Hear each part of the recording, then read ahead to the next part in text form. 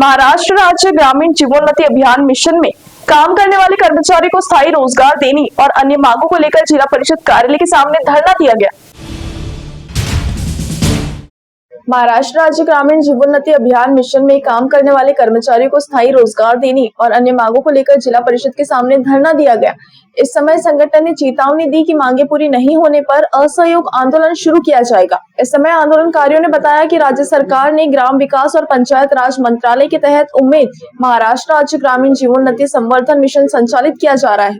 इस अभियान में पिछले कुछ वर्षों से सैकड़ों कर्मचारी संविदा के रूप में कार्य कर रहे हैं। यह संविदा कर्मी कम वेतन पर काम कर रहे हैं। महाराष्ट्र राज्य ग्रामीण आजीविका मिशन को स्वतंत्र स्थायी मान्यता दी जाए, कार्यरत संविदा अधिकारी कर्मचारियों को स्थायी सेवा में शामिल किया जाए। साथ ही अन्य मांगों को लेकर धरना आंदोलन किया गया। मांगे पूरी नहीं होने पर असहयोग आंदोलन किया जाएगा। इसके बाद संगठन के पदाधिकारियों ने जिलाधिकारी कार्यालय के सामने धरना और असहयोग आंदोलन की चेतावनी दी। इस विरोध प्रदर्शन में जिले के सैकड़ों कर्मचारी शामिल हुए। इस आंदोलन में संगठन के अध्यक्ष प्रवीण भंडारकर, महिला अध्यक्ष शिल्पा भोसकर, नरेंद्र नगराली सहित संगठन के पदाधिकारी मौजूद थे, जिसके बाद मुख्य कार्यकारी अधिकारी को मांगों का ज्ञापन दिया गया। नमस्कार, माझं नाव प्रवीण भांडारकर आहे आणि मी उमेद महाराष्ट्र राज्य महिला व कर्मचारी संघटनेचा जिल्हाध्यक्ष आहे। आम्ही या ठिकाणी धरणे आंदोलन आज सुरू केलेलं आहे। आमची राज्य संघटनाच्या पूर्ण महाराष्ट्रामध्ये उमेद महिला व कंत्राटी कर्मचारी हा अभियान पूर्णतः कायम करण्यासाठी आम्ही मागील 4 वर्षापासून ह्या मागणीचा पाठपुरावा करतोय शासन दरबारी, पण अजूनही त्याच्यावरती शासनाने कुठलाही विचार केलेला नाही आहे। या अभियानामध्ये 84 लक्ष महिलांच्या कुटुंबासाठी आर्थिक आणि वाढीसाठी आम्ही काम करतोय। सर्व आमच्या या गाव स्तरावरच्या महिला काम करतात गरीब कुटुंबासाठी आणि त्यांच्या हक्कासाठी आम्ही काम करतोय, परंतु आमच्या हक्काचा कोणी आमच्या अभियानाचा कोणी विचार करत नाहीये।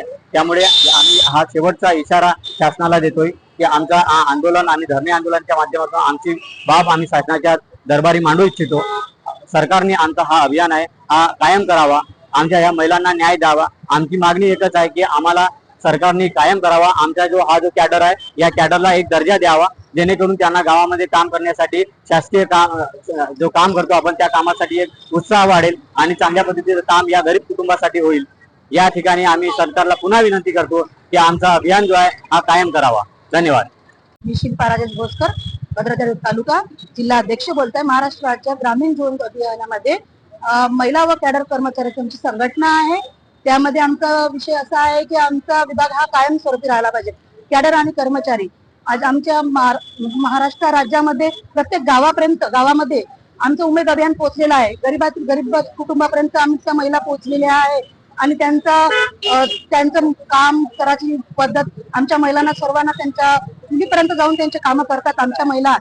तरी आमच्या महिलांना कोणताही शासनाचा कोणताही विषय आम्हाला भेटत नाही।